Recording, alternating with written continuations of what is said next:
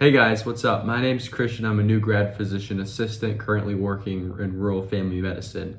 Today in this video, we're going to talk about, is the physician assistant profession worth it?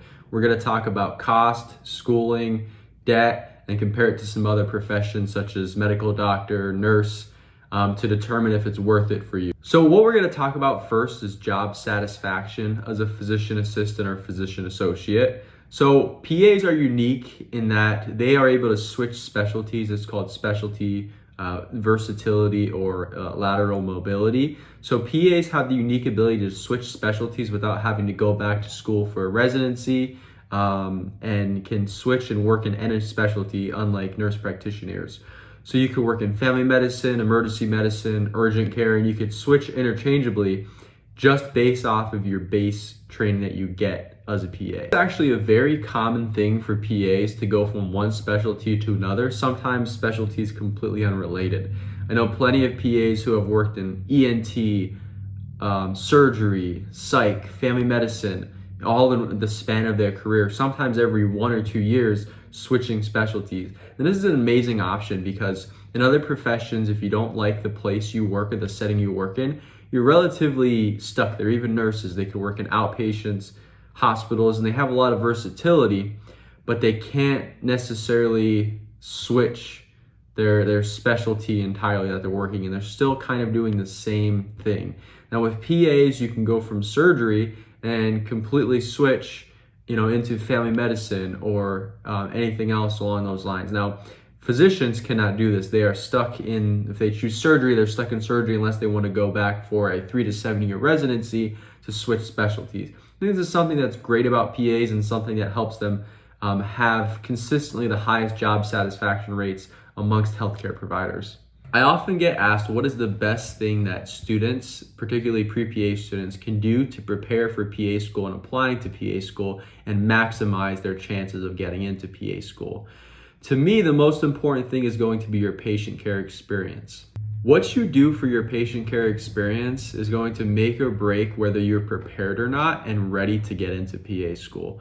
One of the best professions, I believe, for patient care experience is medical assistant. Medical assistant is great because you have so many different options of where you could work and different specialties, and you're exposed to a bunch of different professions, including physician assistants.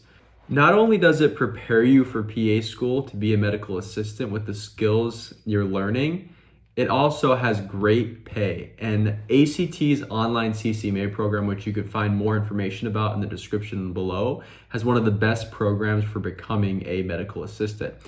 It gets you ready for the state exam to be able to become a certified medical assistant, which almost all employers require now. But it has a step-by-step lecture system that actually mimics the PA school curriculum and the material that you're learning to prepare you for going into PA school. It is much cheaper than other MA programs you could find, for example, at community colleges or in-person courses, and it is 100% online-based and self-paced. So you could easily go through this as you're in your bachelor's degree preparing to apply for PA school. If you would like to learn more about ACT's online CCMA program and how it could help you prepare for PA school, you could find more in the description below, including my discount code on how you could save tons of money on the course. Something you'll hear quite a lot, which I think is primarily a myth, is that PAs have a better work-life balance than physicians. I don't necessarily think this is true in all settings, but sometimes it is true. I don't think it's something you could say, oh, PAs have a better work-life balance than physicians. I don't think this is necessarily true. Sometimes in family medicine clinics or urgent cares, physicians are or do have that expectations to see more patients or more complex patients, which can sometimes, take more time, make them take charting home, and they have to co-sign all, PA orders in some scenarios. So they do have those additional tasks that PAs don't have, but it's not always the case that they're going to be busier than PAs. Generally, sometimes they do have more complex cases, which could take a little bit longer. So there is some merit to this, but I don't think you can necessarily say all the time this will be the case.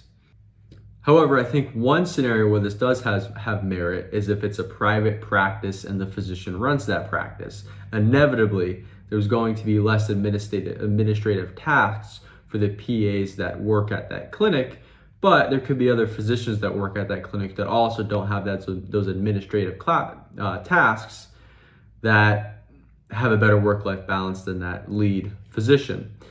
Another point where this does have some merit is in the way that bonuses are structured and incentivized from physicians versus PAs.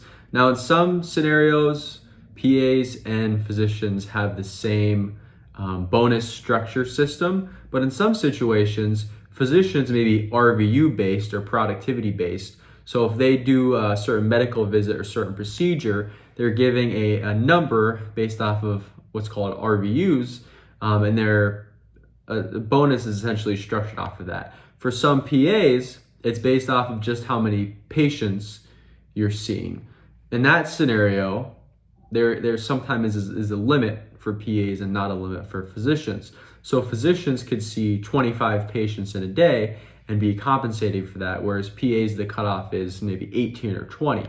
So in that scenario, if the physician wants to make his maximum amount of income, the physician is going to be busier and taking home more work than the PA, but again, this isn't necessarily always the case. So my schedule as a PA working in rural family medicine is 8 to 4:30. Typically, I don't take anything home. Even 6 months into being a new grad, I haven't taken any work home. I do have a lot of inbox that takes a lot of time to just answer patient messages, answer patient results.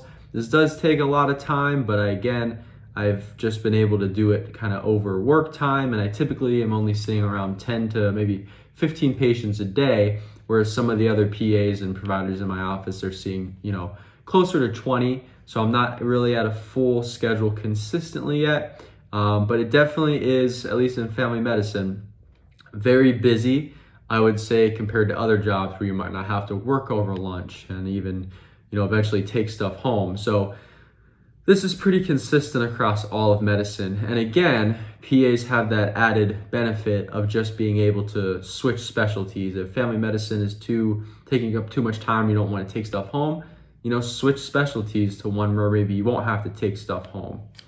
So listen, it's inevitable. You work in medicine and you work in healthcare that when you're at work, you are going to be worked. That's just the way the healthcare system works. So you can't compare, the PA profession working in medicine to other professions not in medicine.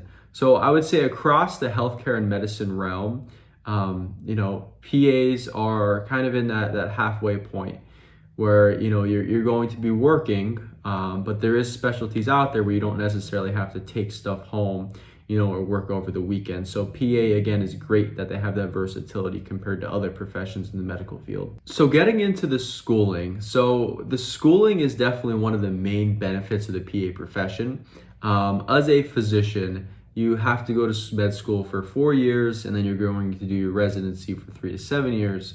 This is a lot of time. Across from bachelor's and then med school and going to your residency program, that's like 11 to 17 years. The PA profession, you could graduate in as little as 5 years. So there's 3+2 programs where you come straight out of high school, 3 years bachelor's, 2 years master's, and you're a PA in 5 years. Or it could take 6 years if you go the traditional route. Nurse practitioner could be a little bit longer, PT could be a little bit longer, pharmacist could be a little bit longer, and PAs are making on the higher end of that spectrum. So if you look at the return on interest of different professions, so the return on interest after all your schooling as a physician is 30% based off of the average cost of school and how much you're making. How much the average physician is making. It's a 30% return on investment, but keep in mind that's after 11 to 17 years of schooling.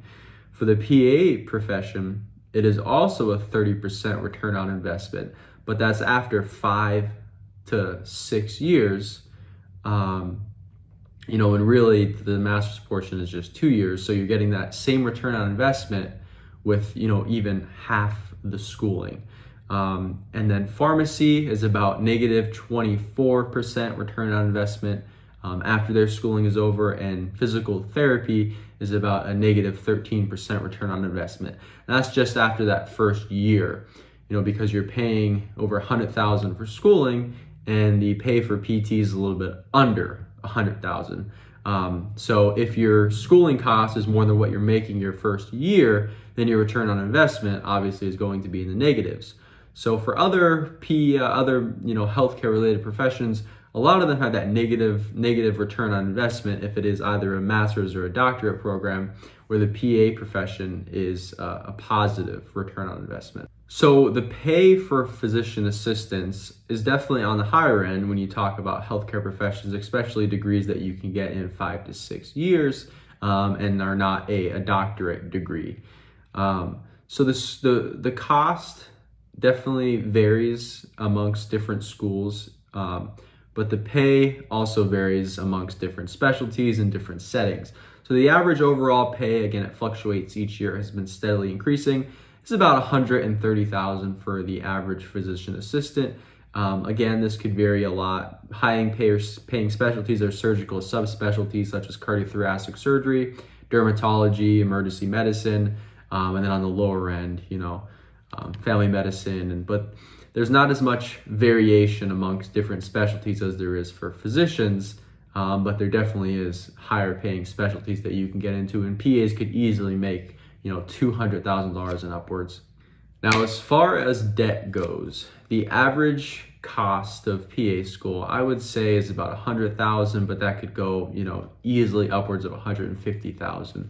So to minimize the amount of cost of PA school, you would want to go to a public in-state school. This could save you, thousands of dollars, even $50,000 if you compare a in-state public school versus an out-of-state private school. The difference in cost could be huge and something you definitely want to consider. Now, something I haven't talked about yet, which is one of the main reasons why I chose the PA profession, is the PA profession's mission statement.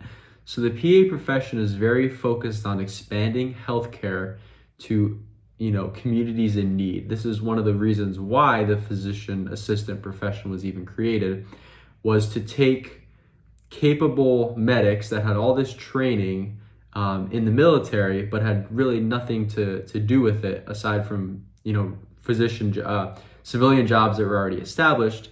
And when they brought them back, they established this profession so they had a method of continuing education so they could put their highly specialized training into use in expanding healthcare, particularly to help those physician shortages, which are primarily in primary care. This is one thing I love about the PA profession, especially someone who's from an underserved community and with passions in primary care. This really stood out to me, to be able to help those physician shortages and provide care to patients that needed it most.